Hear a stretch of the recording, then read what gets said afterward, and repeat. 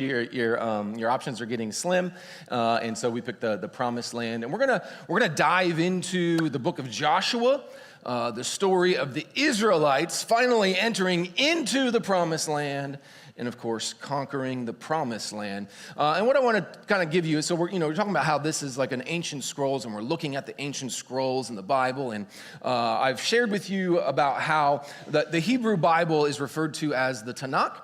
And it's set up in three different parts. There's the Torah, which is the law. There is the Nevi'im, which is the prophets. And there's the Ketuvim, which is the writings.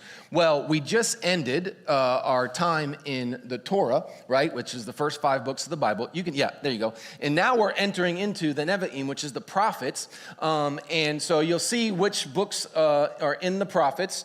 And it's Joshua, Judges, Samuel, Kings. In the Hebrew Bible, Samuel and Kings are one book. Isaiah, Jeremiah, Ezekiel, and the 12 is all the minor prophets as well. And then we'll get into the Ketuvim with the other stuff.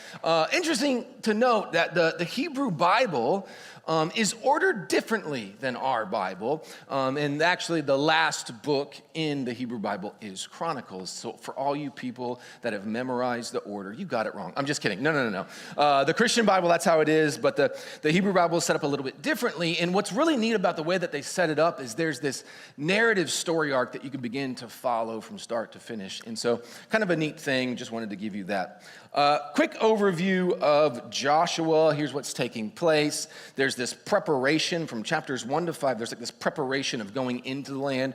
Joshua has just taken over for Moses. They have to cross the Jordan River and enter in. And as they cross through the Jordan River, kind of a cool moment where God splits the Jordan River. They pass through. The ark is there in the middle.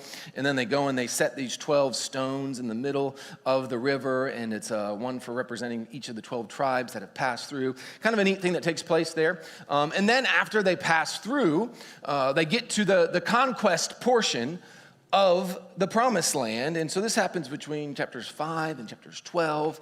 And they are, overcoming Jericho all the way to the town of Hazor. And then after that, verses 12 through 24, is this allotment of land to the 12 tribes of Israel. So they conquer it, and then they send their people out. They disperse their tribes out to go and take all these lands. And so what I want you to know is entering the Promised Land wasn't just a simple task of okay, we took a step and now it's ours, right? The problem is that the Promised Land, it was occupied. Interestingly enough, it was full of nations, Canaanite nations. Remember this? Descendants of Canaan, sons of Ham, sons of Noah. We went through that whole story arc and talked about how there was this curse on Canaan, and we're going to talk about that in a little bit. But as you read through Joshua, you're going to hear these names. It'll talk about the Canaanites, but it's also going to throw out some other ones like Jebusites and Perizzites and Amorites and Hivites and all those people, Hittites, right? And so you get all these names, and you're like, who are these people groups? Well, these are all different nations from the Canaanite nations. And so what happens is after 40 years of wandering in the desert, they enter into years of conquest. Again, it wasn't something that just happened like that. It actually took them 7 years to conquer the Promised Land, to fight for and win the Promised Land. And then it was another 7 years just for them to get allotment into the land, because they had to go through, and there was different little tribes, many tribes that they had to continue to press out. And so you have 14 years where they're conquesting and they're getting settled in. And within that time, they had actually, Joshua and the Israelites had conquered 31 kings.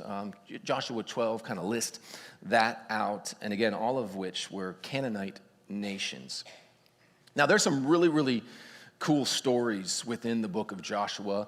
Of course, the first, and what I'm calling them kind of God-only victories. Like these victories don't happen unless God shows up and wins the war in a very miraculous way. The first one is Jericho, right? The walls of Jericho, they march around Jericho for 7 days and then 7 times on the 7th day. And all they have to do to achieve victory, you know what they did? They shouted, "Rah!" If only it could be that easy, if we could just shout at our problems. and achieve victory and it would crumble before us? Like, that'd be amazing, God. Like, let's do that some more. And so the walls come down and they overtake Jericho. And that was like the big thing that needed to happen, because once that happened, then all the other nations were like, oh, they defeated Jericho. And they did it in a weird fashion. And so all the other nations are kind of scared and worried. Another cool moment takes place in chapter 10. It's this moment where Joshua and the Israelites are chasing down their enemies. The Lord has already fighting them. And Joshua asks God to make the sun stand still.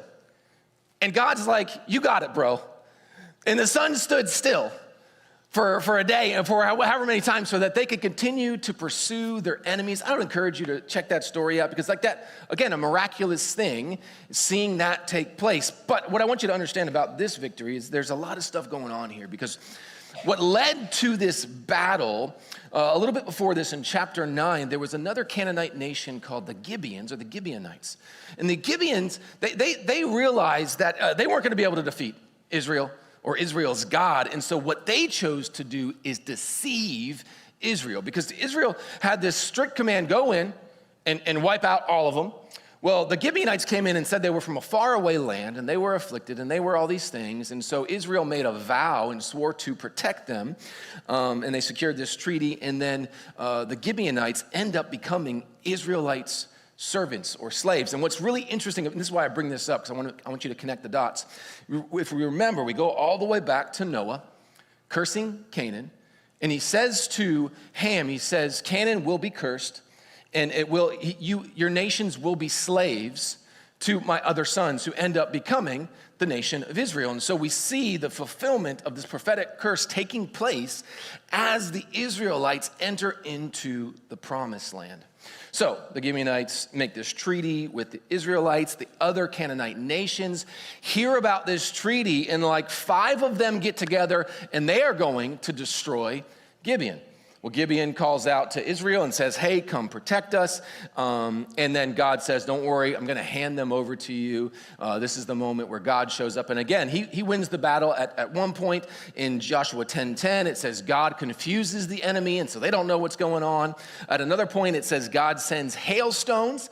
And it explicitly says that the hailstones killed more of the enemy than the Israel's swords did. And then, of course, we get to Joshua 10:12 through 14. This is where God makes the sun stand still so that Israel can continue to overcome their enemy. What's really neat as you just look through the story arc of the conquest of the promised land is that victory in the promised land is only due to God fighting for Israel. In Joshua 10:25, it says that the Lord will do this to all the enemies you fight. And then again in Joshua 10:42, it says, the Lord, the God of Israel, fought for Israel. And so because of God fighting for Israel, what we see, as you read through these stories, you're going to see this repeated phrase. And it says this, the Lord handed them over. And this phrase, it shows up, not once, not twice, but over 10 times. There's this repeated victory statement of the Lord handing them over, or the Lord will hand them over to you. Joshua 10:8 says that the Lord said to Joshua, don't be afraid, for I am handing them over to you. Like, I have already given you the victory. And you can see there, on that left side there, all the different ways that God says, I am going to, I have, I will, they will be handed over to you. And it goes through, and you just continue to see that Israelites continue to achieve victory. And then Joshua 21:44, it says, the Lord gave them rest on every side according to all he had sworn to their fathers. And none of their enemies were able to stand against them. For what? For the Lord had handed over all their enemies to them. And so the victory was won by God. And it's a powerful thing.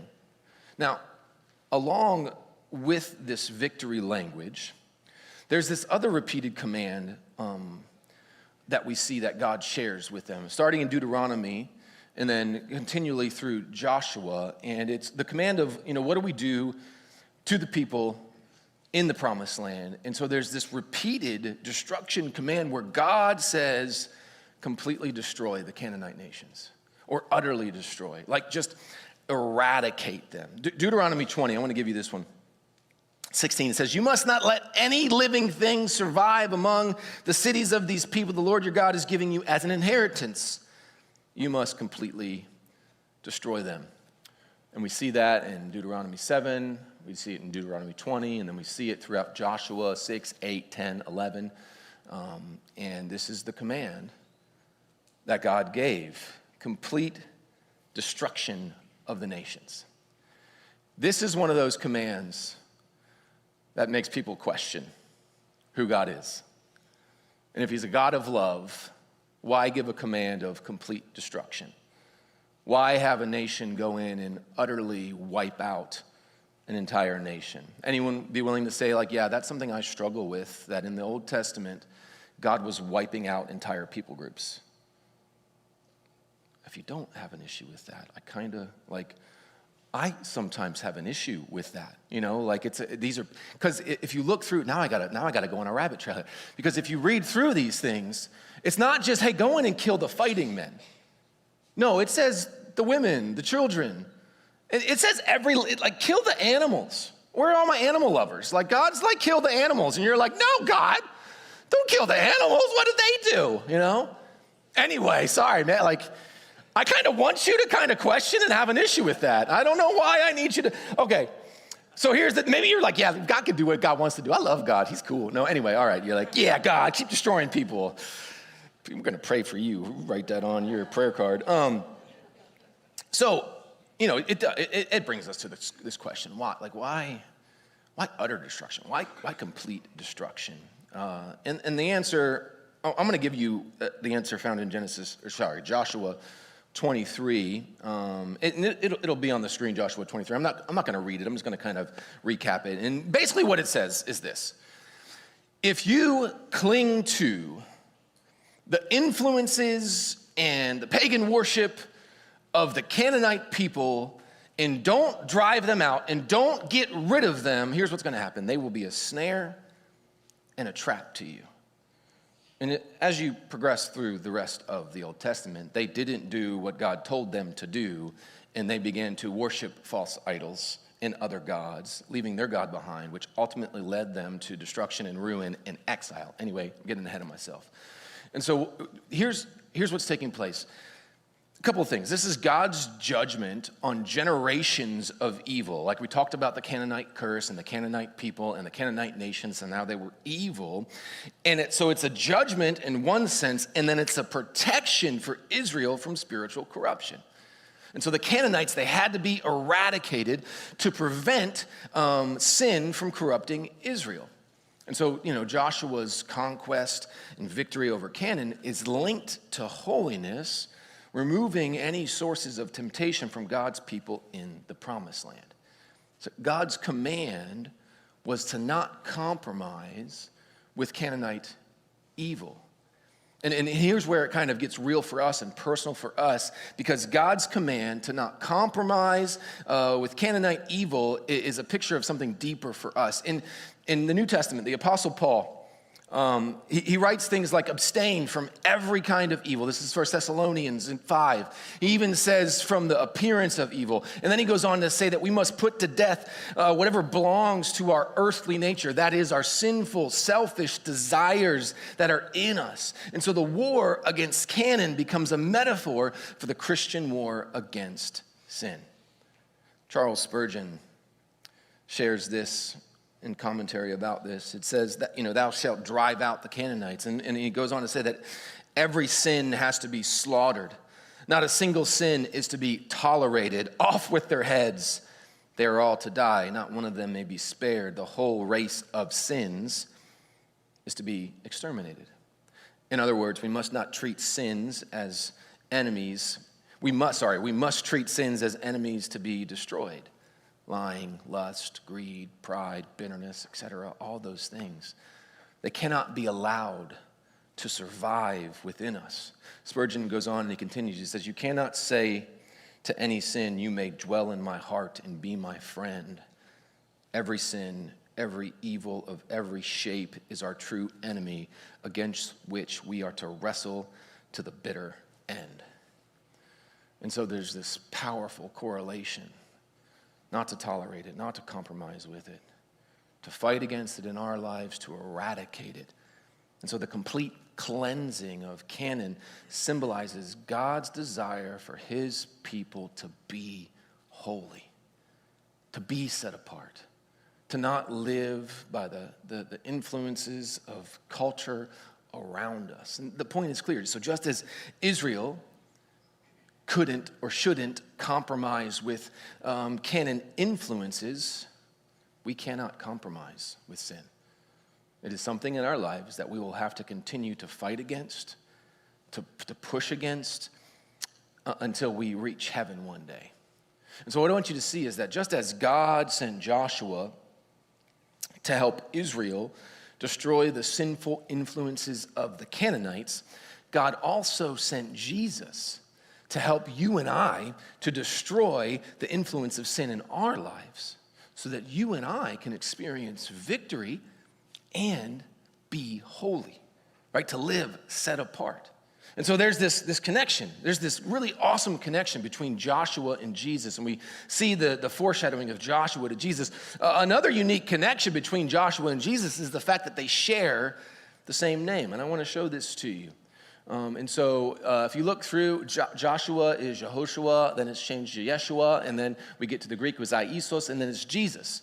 And so these are essentially the same name. It's Joshua and Jesus is the same thing. And the meaning of this name is the Lord is salvation, or Yahweh is salvation, or the Lord saves. Through Joshua, the Lord saved. He sent Joshua and the Lord saved through them. Through Jesus, the Lord comes through and saves. So, because Joshua led God's people into the land that was promised to them. Jesus came and leads and guides and calls people right into our eternal rest, our promised land in heaven. Joshua was sent to completely destroy all the earthly enemies that were around them, bringing victory to God's people. And then Jesus was sent to utterly destroy sin and death for God's people to also have victory. In 1 Corinthians 15, here's what it says, verse 55. It says this, that death has been swallowed up in victory. Death, where is your victory? Death, where is your sting? Now the sting of death is sin, and the power of sin is the law. But thanks be to God who gives us the victory through our Lord Jesus Christ. And so that's what Jesus did.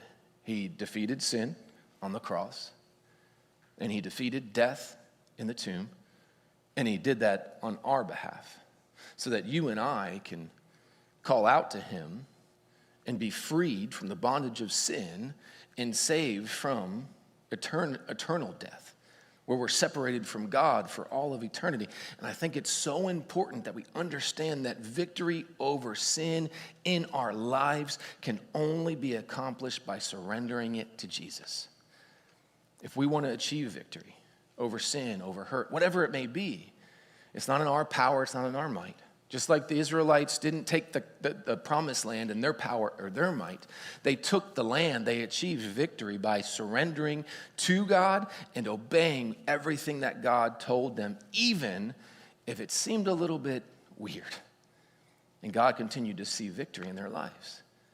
At the end of the day, I don't have power to defeat sin or death, but when I surrender my sin, right, like repenting of it, that's when Jesus can defeat it. And Jesus did defeat it on the cross, but it requires us to recognize who he is, what he did, and say, I need victory over sin in my life. I can't achieve it, so I'm going to give it to the one who already has brought me victory in my life.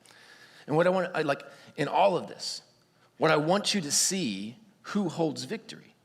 It's God. It was God who went before the Israelites and defeated their enemies. It is Jesus who went to the cross for you and I to achieve victory over sin and death. And if we want to experience victory, that means we have to trust God's plan. However it looks, whatever it may be. First, we surrender to his plan of salvation through his Son. And then we continue to surrender and obey his will for our lives as we walk through our wilderness here on this earth, following his ways, living holy and set apart, following his word so that one day we can step into our promised land in heaven.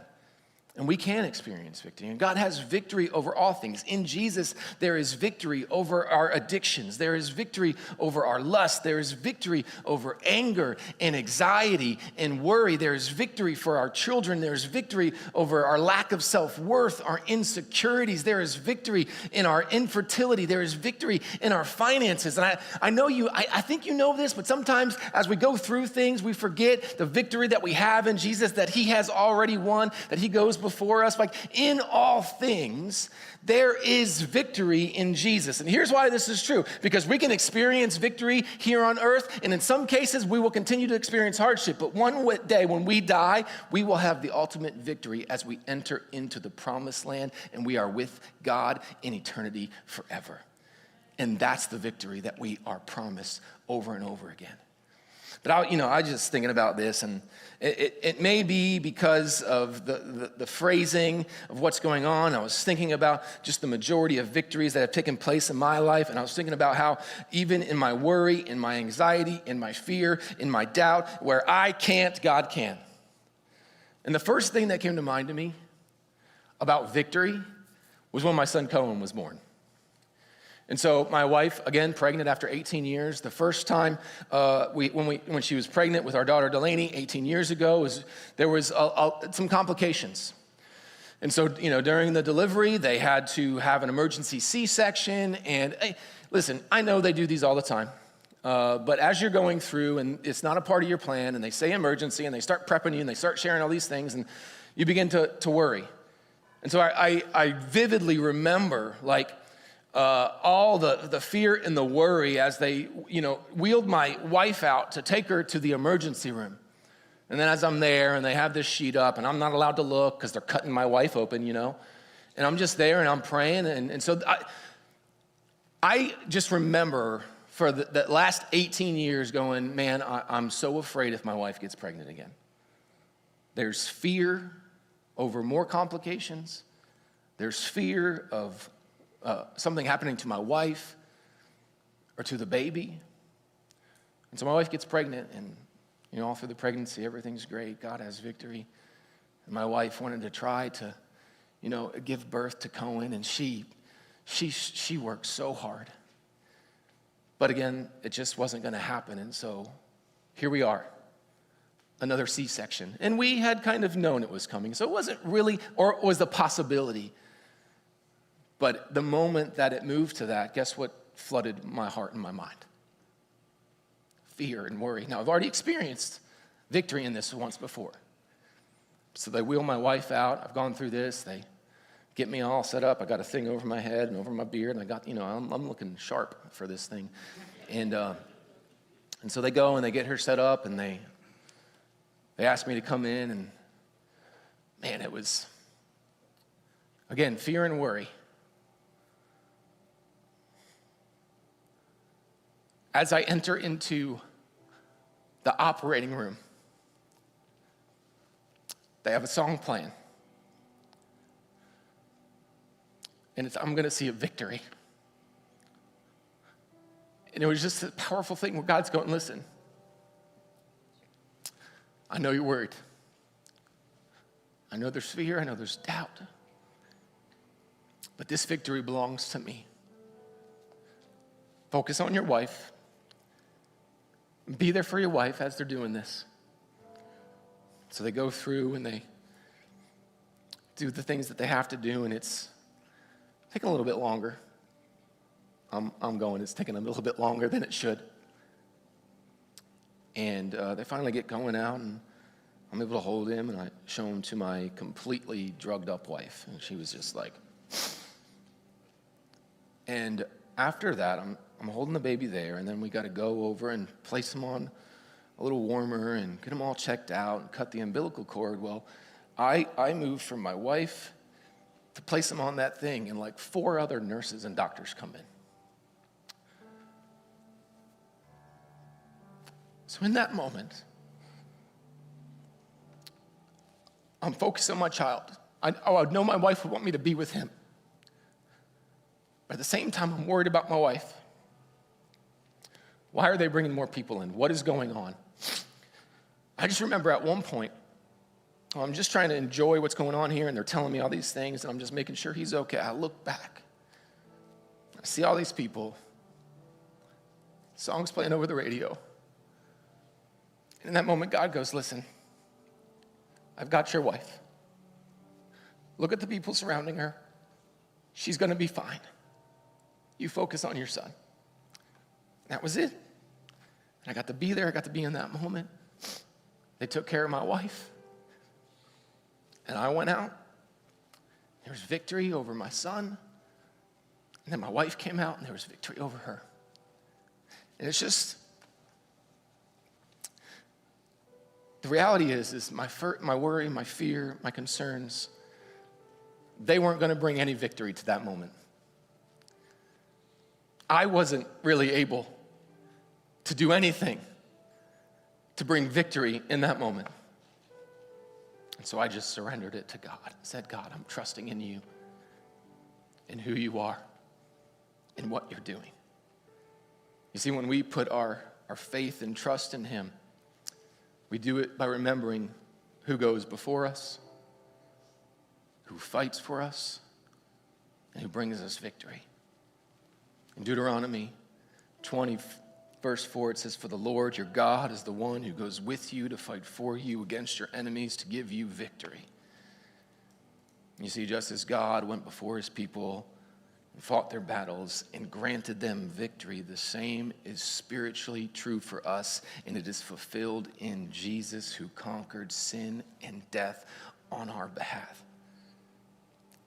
Now, I believe this, that we all are eagerly anticipating the day that we enter eternal rest with Jesus.